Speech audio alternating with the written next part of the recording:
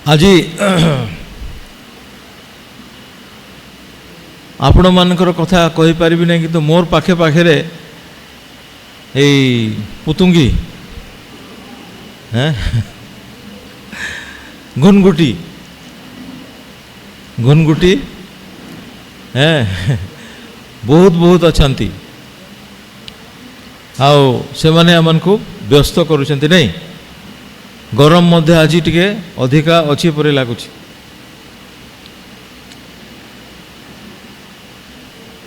आज मुझे समय आसुवा समय जन को शुणिली जे झपा झपा बाहा काना बोलुछंती नहीं अनेक शब्द भूली ही जाए नहीं। आ गोटे झील को दिने शुणिली पांत्री पांत्री बुधुबा माने धाड़ी धाड़ी ही बसवा नहीं यही सब भाषा भूली ही जाए नहीं। तो यहीटा मु मने करुथिली जे आमनकर मुंडा भाषा पुतु पुतु पुतु पुतु पुतुंगी माने अनेक अनेक पुतुंगी नहीं आ घुनगुटी सबू इस्राएल रो जीवन रे मध्य थरे यही प्रकार घटीला विभिन्न प्रकार यहीपरी अनेक घटीला किंतु थरकर विषय मिदियनीय माने आसी इस्राएलियों मान को कौन करथिले ए प्रकार हैरान करथिले पुतु पुतु संख्या रे आसी अर्थात अनेक अनेक संख्या रे आसी सेमानकर सैन्य सामंत एवं सेमानकर ओट अनेक अनेक ओट से मानकर थिला अनेक अनेक लोक से माने थिले सैन्य माने आसी इस्राएलियों माने जिते बेले शस्य छेदन करने को शस्य अमल करने को बसंती एमाने आसी सब लुटी नहीं जानती। 7 वर्ष पर्यंत प्रभु सेमान को यही प्रकार दुख पाइबा निमंते छाड़ी देथिले इस्राएल मान को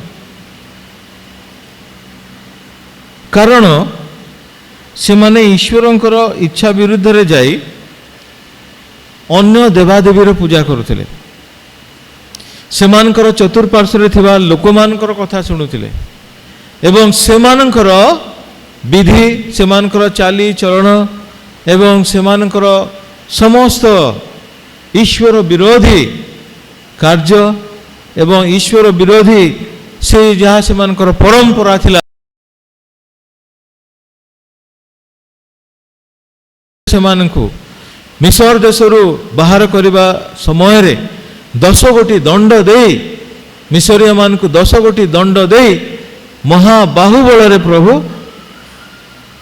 इस्राएलियों मान को बंदित्व बंधन रु बाहर कर आनिले एवं आश्चर्य भाव रे आश्चर्य शक्ति प्रदर्शन करी समुद्र को 2 भाग करी दिन बेले मेघ स्तंभ रात्रि बेले अग्नि स्तंभ देई समान को बाट कढ़ई नहीं आसिले 6 लाख केवल पुरुष अर्थात 10-12 लाख कि 15 लाख लोक हेबे आज आमर गोटे गाँ को जदि गोटे पिकनिक करवा कि कौ जगह को जीवा ताहले दलबद्ध भाव में बहुत हैरान होगा पड़े जड़े ये कथा कला तो जड़े से कथा कला किए समय रे आसिला नहीं अनेक प्रकार विशृंखला देखा जाए ताहले एते लोकों को मूसा जड़े मात्र लोक से बाट कढ़ई नेबा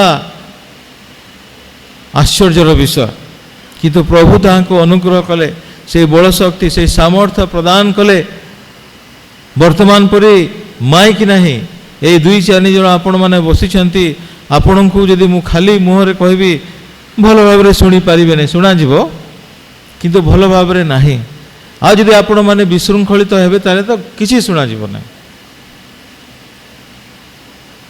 ए माइक मु व्यवहार करुछि सही समय माइक फाइव किसी नथिला एवं ए प्रकार लोक माने जे चुप के शुणुथिले ताहा नुहे कारण ताहा कोनसी सभा नथिला ताहा लोक मानकर यात्रा पथ थिला छोट पिला अछंती बड़ युवा युवती अछंती स्त्री लोक माने अछंती लोक माने अछंती विभिन्न परिवार से माने एकत्र जीवा एते एते लोक गोटे दिगरे जीवा आ जनकर कथा शुणा यह आश्चर्य विषय अटे।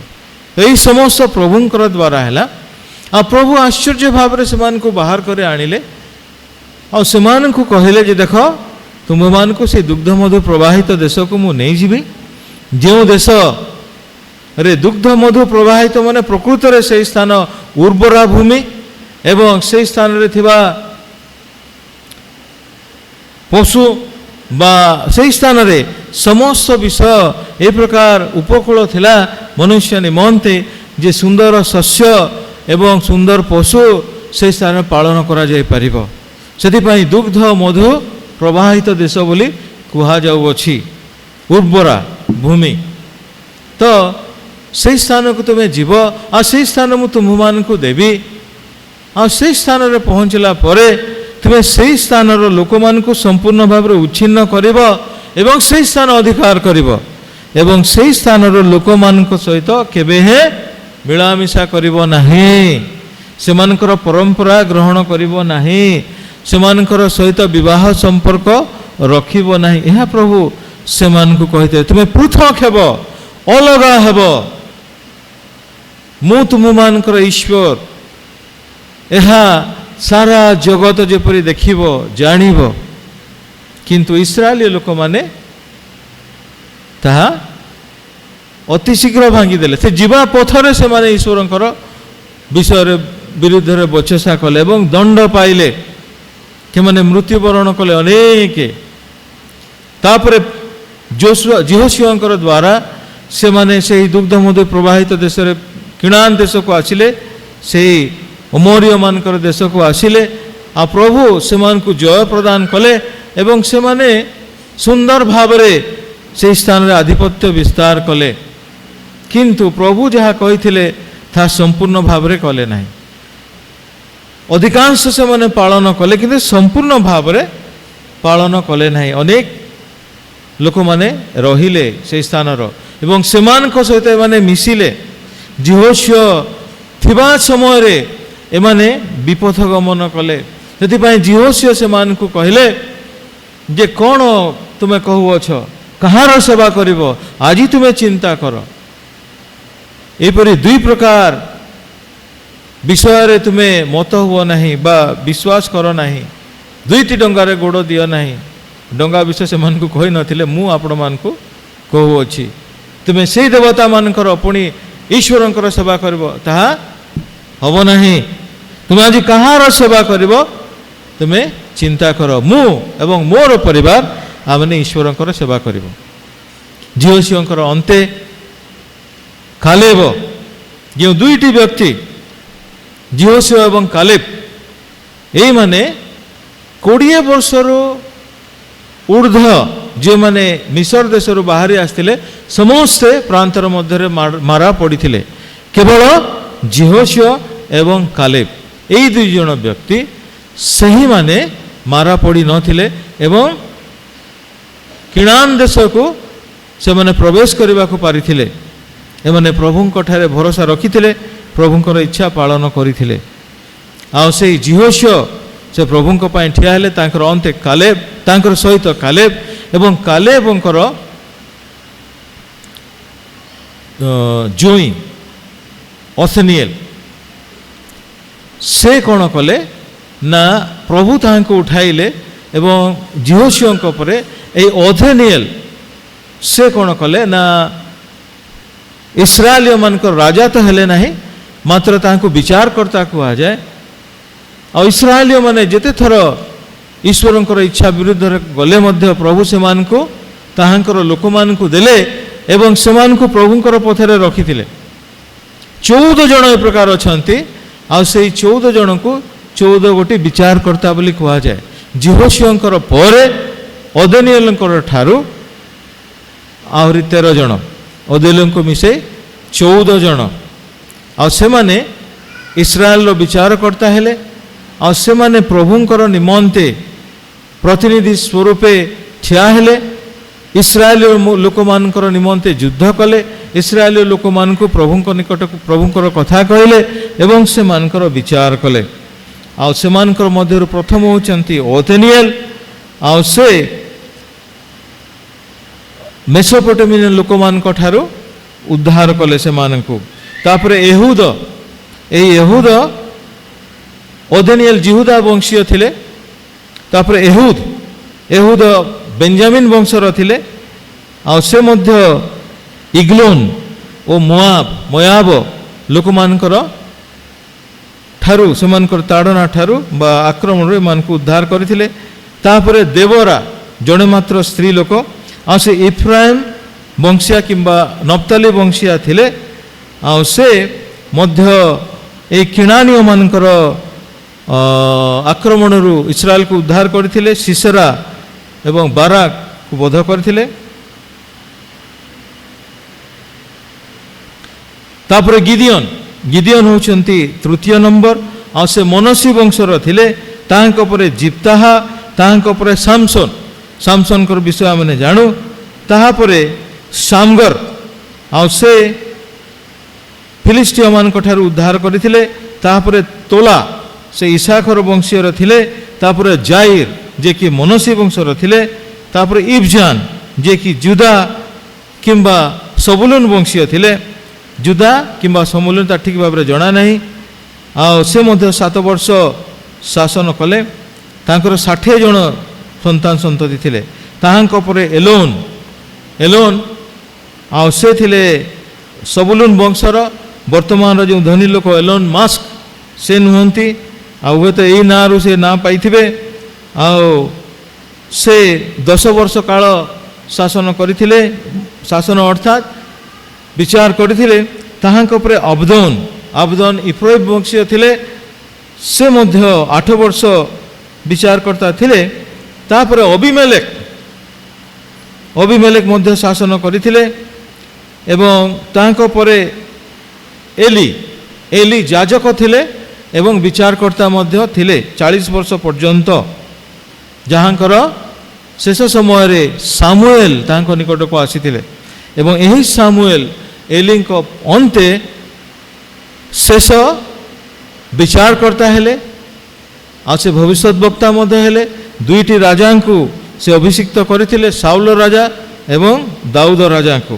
ତ ସାମୁଏଲ ହେଉଛନ୍ତି ସବୁଠାରୁ ଶେଷ ବିଚାରକର୍ତ୍ତା। ଏହିପରି ଭାବରେ 14 ଜଣ ବିଚାରକର୍ତ୍ତା ହେଲେ। ଏହି ବିଚାରକର୍ତ୍ତା ମାନେ ସିଧାସଳଖ ପ୍ରଭୁଙ୍କର ବିଚାର ବା ପ୍ରଭୁଙ୍କର ଠାରୁ ରାଜା ଭାବରେ ଲୋକମାନଙ୍କର ବିଚାର କରୁନଥିଲେ, ମାତ୍ର ଈଶ୍ୱରଙ୍କର ପ୍ରତିନିଧି ଭାବରେ। କିନ୍ତୁ ଲୋକମାନେ କହିଲେ ଯେ ଆମ୍ଭେମାନେ ଇସ୍ରାଏଲୀୟମାନଙ୍କର ଗୁଣ ଯାହା ଥିଲା, ସେମାନେ ସଦାସର୍ବଦା ଅନ୍ୟ ଲୋକମାନଙ୍କୁ ଦେଖିଲେ, ଅନ୍ୟ ଦେଶର ଲୋକମାନଙ୍କର ରାଜା ଅଛନ୍ତି, ଆମକୁ ବି ରାଜା ଦରକାର। ସେହି ରାଜାମାନେ ଲୋକମାନଙ୍କର ଉପରେ ଶାସନ କରୁଥିଲେ। ଯେତିକି ସ୍ତ୍ରୀ ଲୋକ ରଖିବା କଥା ସେମାନେ ବିବାହ କରୁଥିଲେ ଏବଂ ଲୋକମାନଙ୍କୁ ସେମାନେ ଅତ୍ୟାଚାର କରୁଥିଲେ। ତଥାପି ସେହି ଲୋକମାନେ ରାଜାମାନଙ୍କୁ ସେହି ସ୍ଥାନ ଦେଉଥିଲେ। ଆଉ ଏହା ଦେଖି ଇସ୍ରାଏଲୀୟ ଲୋକମାନେ ମଧ୍ୟ ଆମକୁ ମଧ୍ୟ ସେହି ପ୍ରକାର ରାଜା ଦରକାର। ତ ପ୍ରଭୁ ସନ୍ତୁଷ୍ଟ ହେଲେ, ସାମୁଏଲ ମଧ୍ୟ ସନ୍ତୁଷ୍ଟ ହେଲେ। କିନ୍ତୁ ପ୍ରଭୁ କହିଲେ ସେମାନଙ୍କ ପାଇଁ ଗୋଟିଏ ରାଜା ଦିଅ। ଏବଂ ସେଥିପାଇଁ ସାମୁଏଲ ପ୍ରଥମ ରାଜା ସାଉଲଙ୍କୁ ବାଛିଲେ। ପ୍ରଭୁ ସାଉଲଙ୍କୁ ବାଛିଲେ ଏବଂ ସାମୁଏଲ ଅଭିଷିକ୍ତ କଲେ। ତାପରେ ଏହି ସାଉଲ ଈଶ୍ୱରଙ୍କର ଇଚ୍ଛା ବିରୁଦ୍ଧରେ କାର୍ଯ୍ୟ କଲେ ଏବଂ ସେଥିପାଇଁ ତାହାଙ୍କ ଠାରୁ ପ୍ରଭୁ ତାହାଙ୍କର ରାଜ୍ୟ ନେଇଗଲେ ଏବଂ ତାହାଙ୍କର ଅର୍ଥେ ଯିଶିର ପୁତ୍ର ଦାଉଦଙ୍କୁ ପ୍ରଭୁ ରାଜ୍ୟ ଦେଲେ। ଏବଂ ସେହି ଦାଉଦ ବଂଶରେ ଦିନେ ପ୍ରଭୁ ଯୀଶୁ ଖ୍ରୀଷ୍ଟ ଜନ୍ମ ହେଲେ। ଆଜି ଆମେମାନେ ଦେଖିବା ଗିଦିଅନଙ୍କର ବିଷୟରେ। ଆଉ ଏହି ଗିଦିଅନ ହେଉଛନ୍ତି ତୃତୀୟ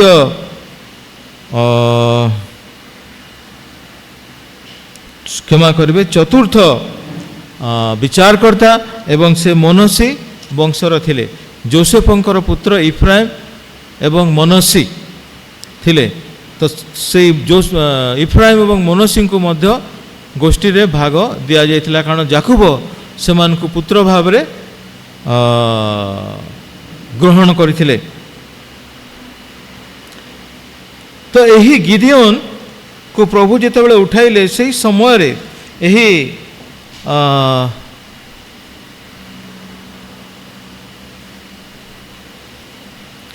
ମିଦିଆନୀୟ ମାନେ ଆସି ଇସ୍ରାଏଲୀୟ ଲୋକମାନଙ୍କୁ ହଇରାଣ କରୁଥିଲେ। 6 ପର୍ବର ପ୍ରଥମ ଭାଗରେ ଆମେ ଦେଖିବା ଅନନ୍ତର ସଦାପ୍ରଭୁଙ୍କର ଦୃଷ୍ଟିରେ ଯାହା ମନ୍ଦ ଇସ୍ରାଏଲ ସନ୍ତାନଗଣ ତାହା କଲେ। ତେଣୁ ସଦାପ୍ରଭୁ ସେମାନଙ୍କୁ 7 ବର୍ଷ ପର୍ଯ୍ୟନ୍ତ ମିଦିୟନୀୟମାନଙ୍କର ହସ୍ତରେ ସମର୍ପଣ କଲେ। ତାହେଲେ ଏଇ ଯେଉଁ ମିଦିୟନୀୟମାନେ ଆସି ସେମାନଙ୍କୁ ହଇରାଣ କରୁଥିଲେ, ସେମାନଙ୍କର ଶସ୍ୟ ଲୁଟି ନେଉଥିଲେ, ଏହା ହଠାତ୍ ବା ସେହିପରି ହେଇନଥିଲା। ଏହାର ପଛରେ ଇସ୍ରାଏଲୀୟମାନଙ୍କର କାର୍ଯ୍ୟ ଥିଲା। ଇସ୍ରାଏଲୀୟମାନେ ଈଶ୍ୱରଙ୍କ ଠାରୁ ଦୂରରୁ ଗଲେ, ତାଙ୍କର ଇଚ୍ଛା ବିରୁଦ୍ଧ କାର୍ଯ୍ୟ କଲେ। ସେଥିପାଇଁ ପ୍ରଭୁ ସେମାନଙ୍କୁ ଦଣ୍ଡ ଦେଉଅଛନ୍ତି। କିନ୍ତୁ ଏହି ଦଣ୍ଡ ଦେବା ପଛରେ ମଧ୍ୟ ଈଶ୍ୱର ସେମାନଙ୍କୁ ବିନଷ୍ଟ କରିବା ନିମନ୍ତେ ନୁହେଁ, ମାତ୍ର ସେମାନେ ଯେପରି ଫେରିବେ ସେଥିପାଇଁ ପ୍ରଭୁ ସେମାନଙ୍କର ମଧ୍ୟରୁ ଜଣକୁ ଠିଆ କରୁଛନ୍ତି ଏବଂ ସେ ହେଉଛନ୍ତି ଗିଦିଓନ। ଆଉ ଗିଦିଓନଙ୍କ ଦ୍ୱାରା 7 ବର୍ଷ ପର୍ଯ୍ୟନ୍ତ ଏମାନେ ଦୁଃଖ ପାଇଲା ପରେ 7ମ ବର୍ଷରେ ପ୍ରଭୁ ଠିଆ କରୁଛନ୍ତି ଗିଦିଓନକୁ। ଗିଦିଓନ ଯେପରି ଇସ୍ରାଏଲୀୟମାନଙ୍କୁ ଏ ମିଦିୟନୀୟମାନଙ୍କର ହସ୍ତରୁ ଉଦ୍ଧାର କରିବେ। ଅସଂଖ୍ୟ ଅସଂଖ୍ୟ ସଂଖ୍ୟାରେ ସୈନ୍ୟମାନେ ଓଟ ସବୁ ଧରି ଆସୁଥିଲେ ଏବଂ ଏମାନଙ୍କର ସବୁ ନେଇଯାଉଥିଲେ। ତେଣୁ ମିଦିୟନୀୟମାନଙ୍କର ହସ୍ତ ଇସ୍ରାଏଲ, 2ୟ ପଦ 6 ପର୍ବ ବିଚାରକର୍ତ୍ତା 6 ପର୍ବ ତାର 2ୟ ପଦ। ତେଣୁ ମିଦିୟନୀୟମାନଙ୍କର ହସ୍ତ ଇସ୍ରାଏଲ ବିରୁଦ୍ଧରେ ପ୍ରବଳ ହେଲା। ପୁଣି ମିଦିୟନୀୟମାନଙ୍କର ସକାଶୁ ଇସ୍ରାଏଲ ସନ୍ତାନଗଣ ପର୍ବତରୁ ଗୋହିରୀ ଓ ଗୁମ୍ଫା ଓ ଦୁର୍ଗମ ସ୍ଥାନମାନଙ୍କରେ ବସା କଲେ। ତ ଏପରି ହେଲା ଯେ ଇସ୍ରାଏଲୀୟମାନେ ବୀଜ ବୁଣିଲେ, ମିଦିୟନୀୟ ଓ ଅମାଲିକୀୟ ପୂର୍ବ ଦେଶୀୟ ଲୋକମାନେ, କେବଳ ମିଦିୟନୀୟ ନୁହେଁ ଅମାଲିକୀୟ ମଧ୍ୟ ସେମାନଙ୍କର ବିରୁଦ୍ଧରେ ଚଢ଼ି ଆସନ୍ତି। ସେମାନେ ସେମାନଙ୍କର ବିରୁଦ୍ଧରେ ଚଢ଼ି ଆସି ସେମାନଙ୍କର ସମ୍ମୁଖରେ ଛାଉଣି କରି ଘଷା ପର୍ଯ୍ୟନ୍ତ ଭୂମିଜାତ ଶସ୍ୟାଦି ବିନାଶ କରନ୍ତି। ପୁଣି ଇସ୍ରାଏଲଙ୍କର ମଧ୍ୟରେ ପ୍ରାଣ ବଞ୍ଚିବାର କୌଣସି ଉପାୟ କି ମେଷ କି ଗୋରୁ କି ଗଧ କିଛି ହିଁ ରଖନ୍ତି ନାହିଁ। ନେବା ତ ଦୂରର କଥା, ବିନାଶ ନଷ୍ଟ କରିଦେଉଥିଲେ। କାରଣ ସେମାନେ ଆପଣା ଆପଣା ପଶୁ ଓ ତମ୍ବୁ ଘେନି ଚଢ଼ି ଆସନ୍ତି। ସେମାନେ ପଙ୍ଗପାଳ ପରି ପୁତୁ ପୁତୁ ଯେଉଁ କହିଲି ବହୁ ସଂଖ୍ୟକ ହୋଇ ଆସନ୍ତି। ସେମାନେ ଓ ସେମାନଙ୍କର ଓଟ ଉଭୟ ଅସଂଖ୍ୟ। ଆଉ ସେମାନେ ଦେଶକୁ ଉଚ୍ଛିନ୍ନ କରିବାକୁ ଆସନ୍ତି। ଏହିପରି ସମୟରେ ଇସ୍ରାଏଲୀୟ ଲୋକମାନେ ପ୍ରଭୁଙ୍କ ନିକଟରେ କ୍ରନ୍ଦନ କଲେ ଏବଂ ପ୍ରଭୁ ସେମାନଙ୍କର କ୍ରନ୍ଦନ ଶୁଣିଲେ ଏବଂ ସେମାନଙ୍କର ମଧ୍ୟରେ ଜଣକୁ ଉତ୍ଥାପନ କରୁଅଛନ୍ତି। ଆଉ ସେ ହେଉଛନ୍ତି ଗିଦିଓନ, ଜୟାସର ପୁତ୍ର ଗିଦିଓନ, ମନୋସୀ ବଂଶର।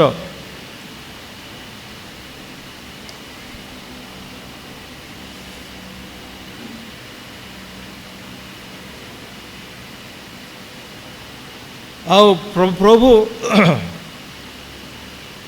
କର ଦୂତ, ଏହି ସ୍ଥାନରେ ପ୍ରଭୁଙ୍କର ଦୂତ ବୋଲି ଲେଖାଯାଏ।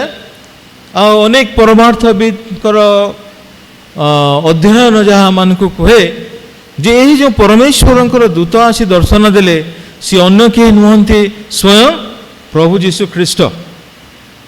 ପିତା ପୁତ୍ର ପବିତ୍ର ଆତ୍ମା ତ୍ରିଏକ ପରମେଶ୍ୱର। ଆଉ ଏ ପୁତ୍ର ପରମେଶ୍ୱର ବିଭିନ୍ନ ସମୟରେ ପୁରା କାଳରେ ଆସି ଲୋକମାନଙ୍କୁ ଦର୍ଶନ ଦେଉଥିଲେ।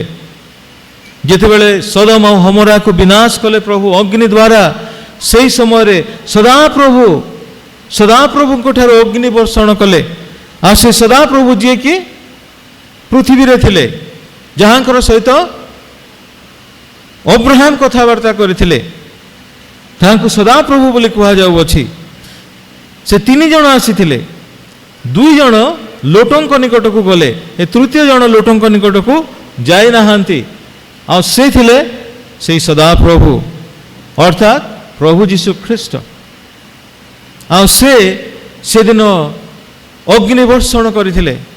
ଆଉ ବର୍ତ୍ତମାନ ମଧ୍ୟ ଗିଦିଓନ ଯେତେବେଳେ ଗୋଟିଏ ଶସ୍ୟ ମର୍ଦ୍ଦନ ସ୍ଥାନରେ ଅଛନ୍ତି, ସେ ଲୁଚି, କାରଣ ଏହି ଲୋକମାନେ ଆସନ୍ତି ଏବଂ ସବୁ କିଛି ନେଇଯାଆନ୍ତି, ନଷ୍ଟ କରିଦିଅନ୍ତି। ସେ ଲୁଚି ଏହି ଶସ୍ୟ ମର୍ଦ୍ଦନ କରୁଥିଲେ। ଏହି ସମୟରେ ଏହି ଦୂତ ବା ପ୍ରଭୁ ଆସି ତାହାଙ୍କୁ କହୁଅଛନ୍ତି ଯେ ହେ ବିକ୍ରମଶାଳୀ ଲୋକ ବୋଲି ତାହାଙ୍କୁ କହୁଛନ୍ତି। ଆଉ ଇଏ कहते जे कहीं प्रभु प्रभु जदि आम मान को अनुग्रह करि थांते प्रभु कहले तुम प्रति अनुग्रह बर्तु आसिकले अनुग्रह थिले ए लोक माने आसी ए प्रकार हमकु नष्ट करन्ते कि ये जो लोक मैंने आसुअछंती कहार निमंते कहार दोष से माने कथबार्ता करू नांती मु आपण मान को कहउछि आम मान को कहउछि कहार दोष निमंते से माने आज ये दुर्दशा रे अछंती आ कहउछंती प्रभुंकर अनुग्रह मान को प्रति नाही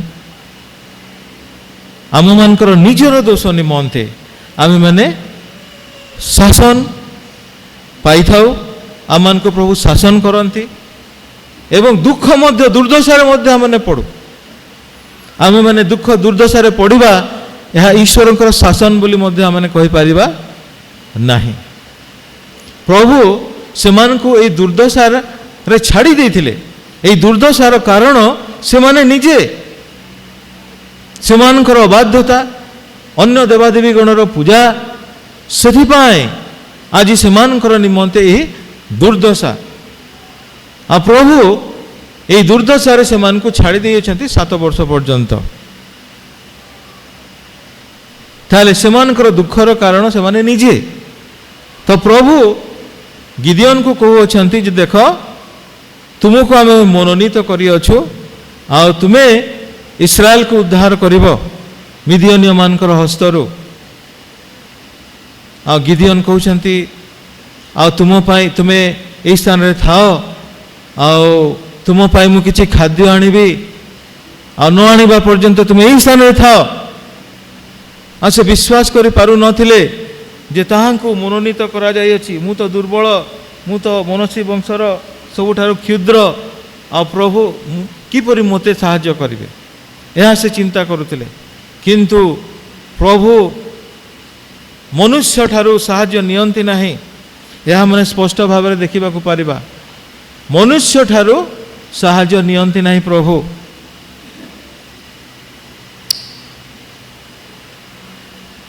मनुष्यर सामर्थ्य को प्रभु व्यवहार करती किंतु तांकर निजर इच्छा अनुसार मनुष्यर सामर्थ्य द्वारा से तांकर कार्य साधन करती नहीं तांकर निजर सामर्थ्य द्वारा गिदियोन निजको देखिले मु कौन करी मु तो वंशरे छोट मु कौन करि पारिबी किंतु प्रभु ताहांकर निजर बलरे सेमानकु विजय देवाकू जाउथिले गिदियोन तुमर बलरे नुहे तुमर शक्ति रे नुहे मोर बलरे यह आमान को निमंते शिक्षार विषय आमे माने ईश्वर को साहाय्य करने को बाहरी पड़ू ईश्वर कार्य करने को हाँ मुझा करदेवी मंडली मु प्रभु एटा करदेवी सेटा करदेवी अरे भाई आमे किए जे प्रभु को आमने साहाय्य करवा प्रभु निकट में निजको समर्पी देवा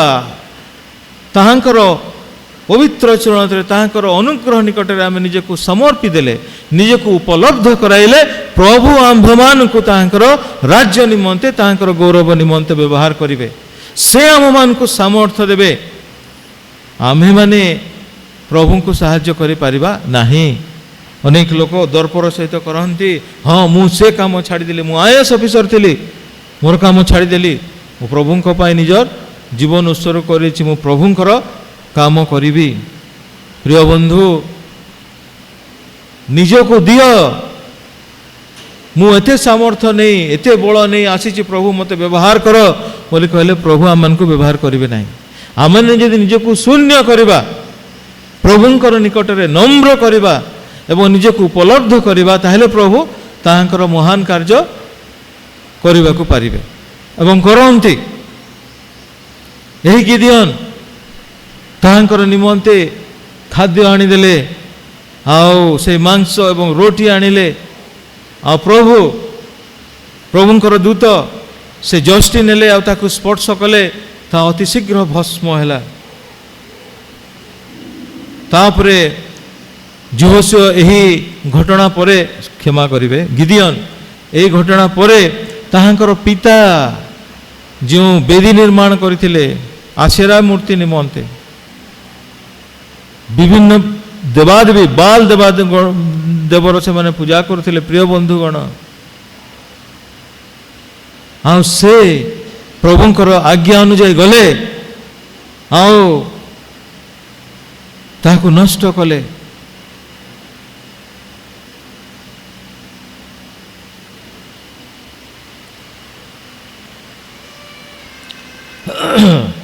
ଅନନ୍ତର 25 ପଦରେ, ଅନନ୍ତର ସେହି ରାତିରେ ସଦାପ୍ରଭୁ ତାହାଙ୍କୁ କହିଲେ, ତୁମ୍ଭେ ଆପଣା ପିତାର ଯୁବା ଗୋରୁକୁ ଅର୍ଥାତ୍ 7 ବର୍ଷର ଦ୍ୱିତୀୟ ଗୋବତ୍ସକୁ ନିଅ। ତୁମ୍ଭ ପିତାର ଥିବା ବାଲ ଦେବତାର ଯଜ୍ଞ ବେଦୀ, କାହାର? ତୁମ୍ଭର ପିତାର, ଅର୍ଥାତ୍ ଇସ୍ରାଏଲୀୟ ଲୋକମାନେ, ମନସ୍ୱୀ ବଂଶର ଲୋକ। ଆଉ ସେ କ'ଣ କରୁଅଛନ୍ତି ନା ବାଲ ଦେବଗଣର ପୂଜା କରୁଅଛନ୍ତି।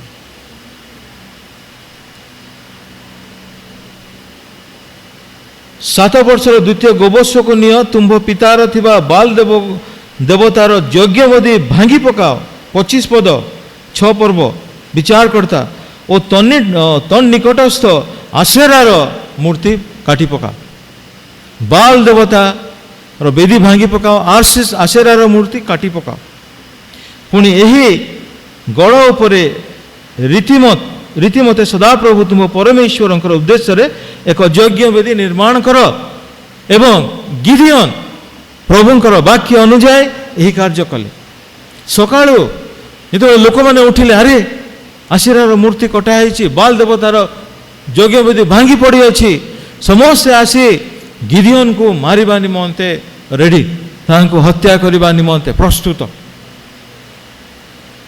ଗିଦିଅନ୍ଙ୍କର ପିତା ଯୋଆସ କହିଲେ, ଯିଏ ମୋ ପୁତ୍ରର ବିରୁଦ୍ଧରେ ଆସିବ ତାହାକୁ ଆଜି ସେ ବୋଧ ହେବ। ତେବେ ନଗରସ୍ଥ ଲୋକମାନେ ଯୋଆସକୁ କହିଲେ, ତୁମ୍ଭ ପୁତ୍ରକୁ ବାହାର କରି ଆଣ, ସେ ହତ ହେବ, କାରଣ ସେ ବାଲର ଯଜ୍ଞ ବେଦୀ ଭାଙ୍ଗିଅଛି ଓ ତନ୍ନିକଟସ୍ଥ ଆଶେରାର ମୂର୍ତ୍ତି କାଟି ପକାଇଅଛି। ତହିଁରେ ଯୋଆସ ଆପଣା ପ୍ରତିକୂଳରେ ଠିଆ ହେବା ସମସ୍ତଙ୍କୁ କହିଲେ। ହୁଏତ ସେହି ସମୟରେ ସେ ମନ ପରିବର୍ତ୍ତନ କଲେ ତାହାଙ୍କର ପୁତ୍ରଙ୍କର କାର୍ଯ୍ୟ ସକାଶୁ।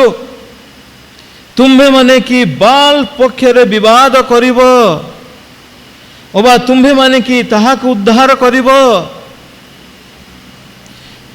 ଯେ ତାହାର ପକ୍ଷରେ ବିବାଦ କରିବ, ଏହି ସକାଳ ଥାଉ ଥାଉ ତାହାର ପ୍ରାଣଦଣ୍ଡ ହେବ। ଯୋଆସ କହିଲେ, ସକାଳ ଥାଉ ଥାଉ ତାହାର ପ୍ରାଣଦଣ୍ଡ ହେବ। ଆରେ ବାଲ ବିରୁଦ୍ଧରେ, ଆଶେରା ବିରୁଦ୍ଧରେ ମୋର ପୁଅ ସେ କାର୍ଯ୍ୟ କରିଅଛି, ତ ସେ ବାଲ ଆସୁ, ସେ ଆଶେରା ଆସୁ, ଆଉ ମୋର ପୁତ୍ରକୁ ଦଣ୍ଡ ଦେଉ। କିନ୍ତୁ ତୁମ୍ଭେମାନେ କେହି ଆସିବ ନାହିଁ, ହେଲେ ତୁମେମାନେ ଦଣ୍ଡ ପାଇବ। ଏହି ପ୍ରକାର ଭାବରେ ଗିଦିଅନ୍ ଈଶ୍ୱରଙ୍କର ଇଚ୍ଛା ପାଳନ କରି, ପ୍ରଭୁଙ୍କର ଦୂତ ଯେଉଁ ନିର୍ଦ୍ଦେଶ ଦେଇଥିଲେ ତାହା ପାଳନ କରି ସେ କ'ଣ କରୁଅଛନ୍ତି ନା ସେହି ଯଜ୍ଞବେଦୀ ସବୁ ଭାଙ୍ଗିଲେ ଏବଂ ପ୍ରଭୁଙ୍କର ଉଦ୍ଦେଶ୍ୟରେ ଯଜ୍ଞବେଦୀ ନିର୍ମାଣ କଲେ। ତାପରେ ସେ ତୁରୀ ବଜାଇଲେ। ତାପରେ ଇସ୍ରାଏଲ ବଂଶୀୟ ଲୋକମାନେ ଗୋଟିଏ ବଂଶ ପରେ ଗୋଟିଏ ସେମାନେ ତାହାଙ୍କ ନିକଟକୁ ଆସିଲେ ଏବଂ ହଜାର ହଜାର ଲୋକ, ପ୍ରାୟ 32,000 ଲୋକ ତାହାଙ୍କର ସହିତ ତାଙ୍କ ନିକଟକୁ ଆସିଲେ। କିନ୍ତୁ ତଥାପି ଗିଦିଅନ୍ କ'ଣ କରୁଛନ୍ତି ନା ପ୍ରଭୁଙ୍କୁ ପୁଣି ଥରେ, ହେ ପ୍ରଭୁ, ମୋ ଦ୍ୱାରା ତୁମେ ଯେ ଜୟ ଦେବ ଏଥିପାଇଁ ମୁଁ ବିଶ୍ୱାସ କରିପାରୁନାହିଁ। ମୁଁ ଗୋଟିଏ ପରୀକ୍ଷା କରିବି ପ୍ରଭୁ, ଆଉ ତୁମେ ମୋତେ ଦୟା କର। ଆଉ ପ୍ରଭୁ ତାଙ୍କୁ କହିଲେ, କ'ଣ? ମୁଁ ଗୋଟେ ମେସଲମ ରଖିବି ପଡ଼ିଆରେ, ଆଉ ମେସଲମ ଓଦା ହେବ କିନ୍ତୁ ଚାରିଆଡ଼େ ସୁଖା ରହିବ। ତେବେ ଦେଖ 37 ପଦ, ମୁଁ ଖଳାରେ ଗଦାଏ ମେସଲମ ରଖିବି, ଯେତେବେଳେ ସେହି ଲୋମ ଗଦା ଉପରେ କାକର ପଡ଼େ ଓ ସମସ୍ତ ଭୂମି ଶୁଷ୍କ ରୁହେ, ତେମ୍ଭେ ମୁଁ ଜାଣିବି ଯେ ତୁମେ ଯେଉଁ କଥା ମୋତେ କହିଅଛ ତାହା ଠିକ୍ ଅଛି ଏବଂ ତୁମେ ମୋତେ ସାହାଯ୍ୟ କରିବ। ତୁମେ ମୋତେ କହୁଛ ବୋଲି ମୁଁ କେମିତି ଜାଣିବି ପ୍ରଭୁ? ମୁଁ ଏ ପରୀକ୍ଷା କରୁଛି। ଆଉ ପ୍ରଭୁ କ'ଣ କଲେ? ତାହାଙ୍କର ଏହି ପରୀକ୍ଷା ଗ୍ରହଣ କଲେ ଏବଂ ତାଙ୍କର ଉତ୍ତର ଦେଲେ। ସେଦିନ ରାତିରେ ସେ ମେଷଲୋମ ଗଦା କଲେ, ଆଉ ସେ ମେଷଲୋମ ଉପରେ କାକର ପଡ଼ିଲା, ସେଟା ଉଦା ହେଲା, କିନ୍ତୁ ଚାରିଆଡ଼େ ସୁଖା ରହିଲା। ତ ପୁଣି ଥରେ ଗିଦିଅନ୍ ତାଙ୍କୁ କହୁଛନ୍ତି, ପ୍ରଭୁ ବିରକ୍ତ ହୁଅନ୍ତୁ ନାହିଁ, ଆଉ ମୁଁ ଆଉ ଥରେ ପରୀକ୍ଷା କରୁଅଛି, ଆଜି ରାତ୍ରିରେ କ'ଣ ହଉ ନା ସେହି ମେଷଲୋମ ସବୁ ଓଦା ଶୁଖିଲା ରହୁ, କିନ୍ତୁ ଚାରିଆଡ଼େ ଓଦା ହେଇଯାଉ। ଆଉ ପ୍ରଭୁ ତାଙ୍କର ସେଇ କଥା ମଧ୍ୟ ଶୁଣିଲେ ଏବଂ ତା ପରଦିନ ଠିକ୍ ସେଇ ପ୍ରକାର ହେଲା। ତାପରେ ଗିଦିଅନ୍ ବାହାରିଲେ ମିଦିଅନୀୟମାନଙ୍କର ହସ୍ତରୁ ଇସ୍ରାଏଲକୁ ଉଦ୍ଧାର କରିବା ନିମନ୍ତେ। ଏହି ମିଦିଅନୀୟ ମାନେ ଅସଂଖ୍ୟ ଅସଂଖ୍ୟ, ଏମାନେ ଗୋଟିଏ ଉଚ୍ଚ ସ୍ଥାନରେ ଥିଲେ ଏବଂ ତଳଭୂମିରେ ଏ ଅସଂଖ୍ୟ ଅସଂଖ୍ୟ ଲୋକମାନେ ସୈନ୍ୟ ସାମନ୍ତ ଧରି ଓଟମାନେ ସବୁ ଆସିଛନ୍ତି ଏବଂ ଗଦା ହେଇଛନ୍ତି। କାହାର ବିରୁଦ୍ଧରେ? ଇସ୍ରାଏଲର ବିରୁଦ୍ଧରେ ସବୁ କିଛି ନଷ୍ଟ କରିଦେବା ନିମନ୍ତେ ଆସିଅଛନ୍ତି। ଏବଂ ଏହିପରି ସମୟରେ ପ୍ରଭୁ ତାଙ୍କୁ କହିଲେ ଗିଦିଅନ୍କୁ ଯେ ତୁମେ କହିବ ଯେ ସୈନ୍ୟ ସାମନ୍ତ ନେଇ ମୁଁ ଜୟ କରିଦେଲି, ସେଥିପାଇଁ ଏହା ତୁମମାନଙ୍କର କାର୍ଯ୍ୟ ନୁହେଁ, ମୋର କାର୍ଯ୍ୟ, ମୋର ବଳ। ଏହା ଜାଣିବା ନିମନ୍ତେ ତୁମେ କ'ଣ କର ନା ସମସ୍ତ ଲୋକମାନଙ୍କୁ ନିଅ ନାହିଁ, ଯେଉଁମାନେ ଭୟ କରୁଛନ୍ତି ସେମାନଙ୍କୁ ଫେରାଇ ଦିଅ।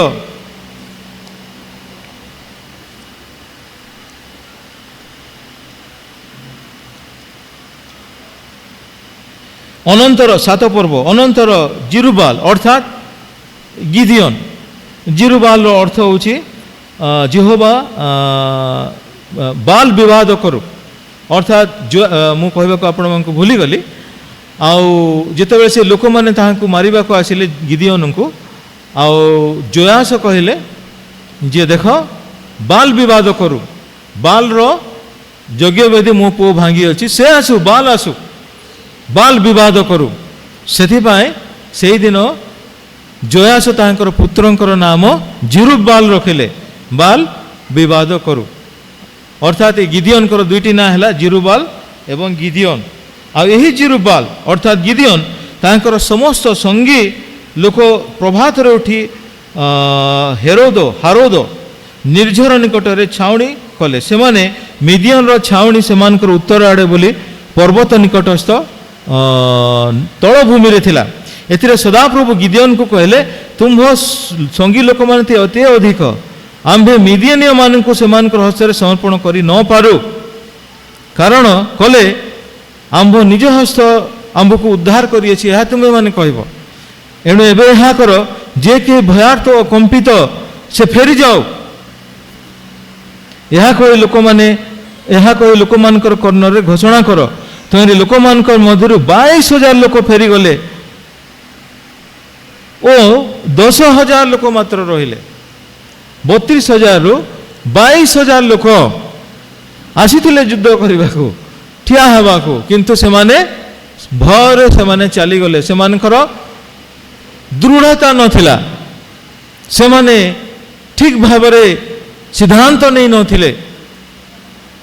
ପ୍ରିୟ ବନ୍ଧୁଗଣ, ପ୍ରଭୁଙ୍କର ନିମନ୍ତେ ଆମେମାନେ ଯାହା ସିଦ୍ଧାନ୍ତ ନେଉ, ଆମେମାନେ ହୃଦୟ ସହ ଏବଂ ତାହାକୁ ବୁଝି ଏବଂ ହୃଦୟ ସହ ହୃଦବୋଧର ସହ ଆମେମାନେ ତାହାକୁ ଗ୍ରହଣ କରିବା ଏବଂ କୌଣସି ସମୟରେ ପଛଘୁଞ୍ଚା ଦେବା ନାହିଁ।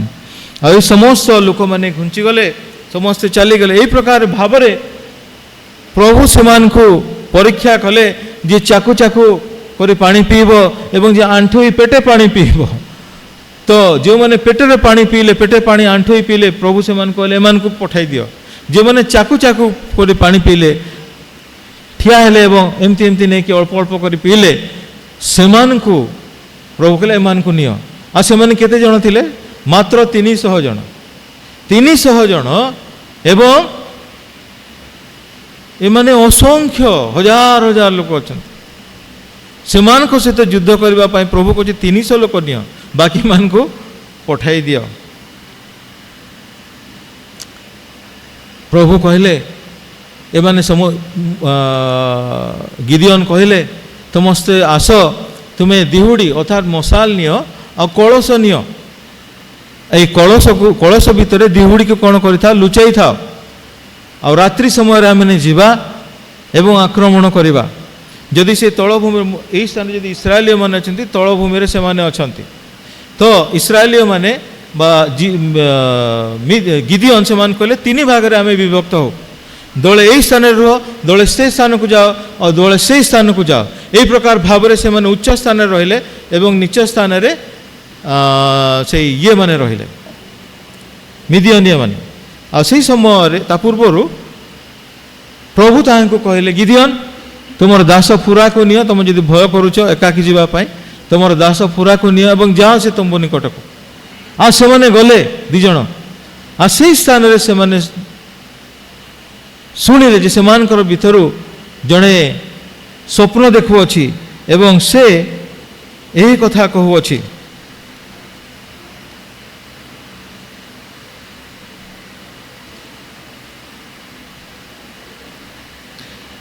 ତେର ପଦ 7 ପର୍ବ 13 ପଦ ପୁଣି ଗିଦିଅନ୍ ଉପସ୍ଥିତ ହେଲା ବେଳେ ଦେଖ ଜଣେ ଲୋକ ଆପଣା ସଙ୍ଗୀକି ଗୋଟିଏ ସ୍ୱପ୍ନ ଜଣେ କହିଲା ଦେଖ ମୁଁ ସ୍ୱପ୍ନ ଦେଖିଲି ଯେ ଏକ ଜବର ରୁଟି ମିଦିଅନୀୟ ଛାଉଣି ଆମମାନଙ୍କର ଗହମ ଯେପରି ଜବ ସେହିପରି ଜବର ରୁଟି ମିଦିଅନୀୟ ଛାଉଣି ଆଡ଼କୁ ଗଡ଼ି ଆସି ଆଘାତ କରନ୍ତେ ତାହା ପଡ଼ିଗଲା, ପୁଣି ତାହାକୁ ଓଲଟାଇ ପକାନ୍ତେ ସେହି ସ୍ତମ୍ଭୁ ଶୋଇପଡ଼ିଲା। ତାହେଲେ ସେମାନେ କହୁଛନ୍ତି ସେ ସ୍ୱପ୍ନ ଯିଏ ଦେଖିଛି ସେ କହୁଛି ଯେ ଇସ୍ରାଏଲୀୟମାନଙ୍କର ଗୋଟିଏ ଜବର ରୁଟି ଗୋଟିଏ ରୁଟି ଆସିଲା ଗଡ଼ି ଗଡ଼ି ଆସିଲା ଆଉ ଆମର ତମ୍ବୁ ମିଦିଅନୀୟମାନଙ୍କର ତମ୍ବୁ ବାଜିଲା, ଆମର ତମ୍ବୁ ପଡ଼ିଗଲା। ଆଉ ଏହା ଶୁଣି ସେମାନେ ଭୟଗ୍ରସ୍ତ ହେଲେ। ଏହା ଈଶ୍ୱରଙ୍କ ଆଡ଼ୁ ହେଇଥିଲା ଏବଂ ଏହା ଶୁଣି ଗିଦିଅନ୍ ଏବଂ ପୁରା ସେମାନଙ୍କର ଆହୁରି ବଳ ବଢ଼ିଗଲା ଏବଂ ଶୀଘ୍ର ସେମାନେ ଗଲେ ଉପରକୁ। ଆଉ ଏହି ପ୍ରକାର ଭାବରେ ତିନି ଭାଗ କରି ସେମାନଙ୍କୁ ଯେଉଁ ପ୍ରକାର ଆଦେଶ ଦେଇଥିଲେ ଗିଦିଅନ୍ ଯେ ମୁଁ ଯେତେବେଳେ କହିବି ଆମମାନଙ୍କୁ ଦେଖୁଥିବ ଆମେ ଯାହା କରିବୁ ତୁମେ ତାହା କରିବ। ଆଉ ଯେଉଁ ସମୟରେ ଆମେ ଏହାକୁ ଭାଙ୍ଗିବୁ ଆଉ ଦିହୁଡ଼ି ଦେଖେଇବୁ ମଶାଲ ଦେଖେଇବୁ ଏବଂ ପ୍ରଭୁଙ୍କର ଜୟ ବୋଲି କହିବୁ ଇସ୍ରାଏଲର ଜୟ, ସେହି ସମୟରେ ତୁମେମାନେ ମଧ୍ୟ ସେହି ପ୍ରକାର କରିବ। ଖଡ଼ଗ ସଦାପ୍ରଭୁଙ୍କର ପକ୍ଷ ଓ ଗିଦିଅନର ପକ୍ଷ ଏହା କହିବ। ଆଉ ସେହି ସମୟରେ ଆଉ ସେହି ପ୍ରକାର ସେମାନେ କଲେ। ରାତ୍ରି ସମୟରେ ଗଲେ ଆଉ ସେମାନେ ଏହି ପ୍ରକାର ଯେତେବେଳେ ସେହି କଳସ ଭାଙ୍ଗିଲେ ଦିହୁଡ଼ି ଦେଖାଇଲେ ଚିତ୍କାର କଲେ ମିଦିଅନରେ ଥିବା ବା ସେଇ ସେମାନେ ଯେଉଁ ଛାଉଣି ମଧ୍ୟରେ ଥିବା ଲୋକମାନେ ସୈନ୍ୟମାନେ ନିଦରେ ହଠାତ୍ ଉଠି ଦେଖିଲେ ଯେ ଭାବିଲେ ଯେ ଇସ୍ରାଏଲୀୟ ଲୋକମାନେ ସେମାନଙ୍କ ଉପରେ ମାଡ଼ି ପଡ଼ିଲେ, ଅଲରେଡ଼ି ସେମାନଙ୍କ ଉପରେ ଆକ୍ରମଣ ହେଇଗଲାଣି। ଆଉ ସେଇ ସ୍ୱପ୍ନ ଯେଉଁ ସେ ଲୋକ ଦେଖିଥିଲା ତାହା ମଧ୍ୟ ସେମାନଙ୍କୁ ଭୟଭୀତ କରିଥିଲା। ଆଉ ଏ ସ୍ୱର ଶୁଣି ଚିତ୍କାର ଶୁଣି ସେମାନେ ଭୟ କଲେ, ପ୍ରଭୁ ସେମାନଙ୍କୁ ଭୟଭୀତ କଲେ। ଆଉ ସେମାନେ ନିଜେ ନିଜେ ସେମାନେ ଭୟରେ ଦଳା ଚକଟା ହେଇ ପଳାଇବାକୁ ଲାଗିଲେ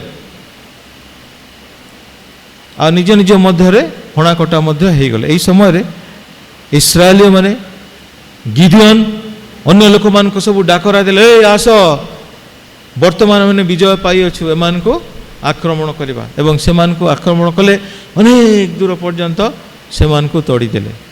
କେତେ ଜଣ ଲୋକରେ ପ୍ରଭୁ ବିଜୟ ଦେଲେ? ମାତ୍ର 300 ଲୋକରେ। ପ୍ରଭୁ ତାହାଙ୍କର କାର୍ଯ୍ୟ ତାହାଙ୍କର ଇଚ୍ଛା ଅନୁଯାୟୀ ତାହାଙ୍କର ବଳ ତାହାଙ୍କର ଶକ୍ତିରେ କରିଥାନ୍ତି। କେବଳ ଆମ୍ଭମାନଙ୍କୁ ତାହାଙ୍କ ନିକଟରେ ନିଜକୁ ଦେବାକୁ ହେବ। ଆମମାନଙ୍କର ଦୁଃଖ ଆମମାନଙ୍କର ସମସ୍ୟା ପାଇଁ ଆମେ ପ୍ରଭୁଙ୍କୁ ଦୋଷ ଦେବା ନାହିଁ। ଆମମାନଙ୍କର ସମସ୍ୟା ଆମମାନଙ୍କର ଦୁଃଖ ଆମ୍ଭମାନଙ୍କର ନିଜର କାର୍ଯ୍ୟ ସକାଶୁ ଆମମାନଙ୍କର ନିଜର ପାପ ସକାଶୁ ହେଇଥାଏ ଏବଂ ଆମ୍ଭମାନଙ୍କୁ ପ୍ରଭୁ ଏହି ଦଣ୍ଡରେ ଏହି ଦୁଃଖରେ ଛାଡ଼ି ଦିଅନ୍ତି ଯେପରି ଆମ୍ଭେମାନେ ଆମମାନଙ୍କର ସମସ୍ୟା ଆମମାନଙ୍କର ଦୁଃଖ ବୁଝି ଆମମାନଙ୍କର ଭୁଲ ବୁଝି ଆମେ ପ୍ରଭୁଙ୍କ ନିକଟକୁ ଆସିବୁ। ପୁଣି ଥରେ ତ ପ୍ରଭୁ ଆମମାନଙ୍କୁ ଘୃଣା କରୁଥିବା ହେତୁରୁ କିମ୍ବା ତାହାଙ୍କର ବଳ ନାହିଁ ସେଥିପାଇଁ ଆଜି ଆମମାନଙ୍କୁ ଦୁଃଖ ମଧ୍ୟରେ ଛାଡ଼ି ଦିଅନ୍ତି ନାହିଁ। ସେ ଆମମାନଙ୍କୁ ପ୍ରେମ କରନ୍ତି, ସେ ଚାହାନ୍ତି ଆମେ ଯେପରି ଫେରି ଆସିବୁ। ସେଥିପାଇଁ ଅନେକ ସମୟରେ ଆମମାନଙ୍କୁ ପ୍ରଭୁ ଦୁଃଖ ମଧ୍ୟରେ ସମସ୍ୟା ମଧ୍ୟରେ ଛାଡ଼ି ଦିଅନ୍ତି। ତ ସେଥିପାଇଁ ଆମେ ସତର୍କ ହେଇ ଆମମାନଙ୍କର ଯେଉଁ କାର୍ଯ୍ୟ ନିମନ୍ତେ ଆଜି ଆମେ ଦଣ୍ଡ ପାଉ ତାହାମାନଙ୍କର ଜୀବନରୁ ଦୂର କରିବା। ଏହି ଜଗତର ଲୋକମାନଙ୍କୁ ଦେଖିବା ନାହିଁ, ସେମାନଙ୍କର ଚାଲିଚଳନ ସେମାନଙ୍କର ବିଶ୍ୱାସ ଦ୍ୱାରା ଆମମାନଙ୍କର ବିଶ୍ୱାସ ଦ୍ୱାରା ନ ହେଉ, ସେମାନଙ୍କର ପରମ୍ପରା ଆମମାନଙ୍କର ପରମ୍ପରା ନ ହେଉ, ପ୍ରଭୁଙ୍କର ପରମ୍ପରା ପ୍ରଭୁଙ୍କର ବାକ୍ୟ ଆମମାନଙ୍କର ପଥ ପ୍ରଦର୍ଶନକାରୀ ହେଉ।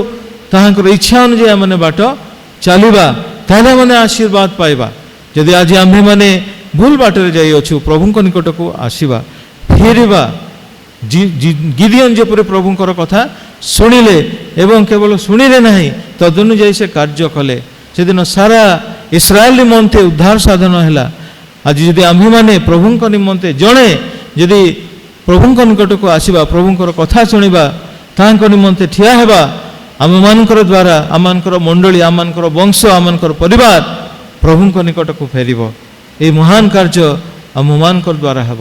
ସେଥିପାଇଁ ପ୍ରିୟ ବନ୍ଧୁଗଣ, ଆମେମାନେ ସଦାସର୍ବଦା ଏହି ବିଷୟକୁ ବୁଝିବା ଏବଂ ସତର୍କ ହୋଇ ପ୍ରଭୁଙ୍କ ଠାରେ ଆମେ ନିଜକୁ ସମର୍ପଣ କରିବା। ପ୍ରଭୁ ଯେତେବେଳେ ଆମମାନଙ୍କୁ ଦୁଃଖରେ ଦୁର୍ଦ୍ଦଶାରେ ଛାଡ଼ି ଦିଅନ୍ତି ବା ଶାସନ କରନ୍ତି, ସେହି ସମୟରେ ତାଙ୍କର ଶାସନ ବୁଝି ଆମେ ପ୍ରଭୁଙ୍କ ନିକଟକୁ ଫେରିବା ଏବଂ ପ୍ରଭୁଙ୍କର ସ୍ୱର୍ଗୀୟ ଆଶୀର୍ବାଦରେ ଅଂଶୀ ହେବା।